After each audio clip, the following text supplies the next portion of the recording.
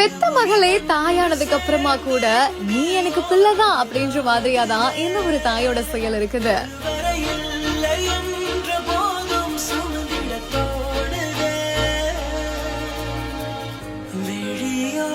தன்னோட மகளுக்காக பார்த்து பார்த்து செய்த அழகான தாய்.